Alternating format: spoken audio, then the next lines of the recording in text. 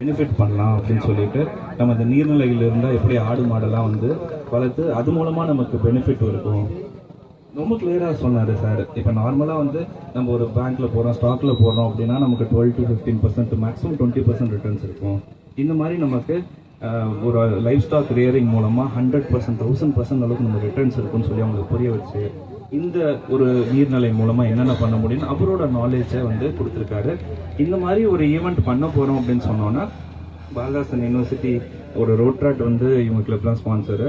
இமீடியட்டாக வந்து நம்ம வந்து என்னென்னலாம் உங்களுக்கு சப்போர்ட் பண்ண முடியும்னு சொல்லிட்டு நமக்கு இன்றைக்கி சொல்லப்போனால் இந்த டிரான்ஸ்போர்ட் இதெல்லாம் வந்து சார் தான் வந்து கான்ட்ரிபியூட் பண்ணாங்க. உங்களுக்கு பாரதாசன் யூனிவர்சிட்டியிலேருந்து வனிதா மேம், நான் ஏற்கனவே சொன்ன மாதிரி வந்து ரொம்ப ரொம்ப வந்து நமக்கு சோஷியல் ரெஸ்பான்சிபிலிட்டி உள்ளவங்க, நம்ம நல்லா சப்போர்ட் பண்ணக்கூடியவங்க. நிறைய யூனிவர்சிட்டி நிறைய காலேஜோட பயணிச்சிருக்கோம்.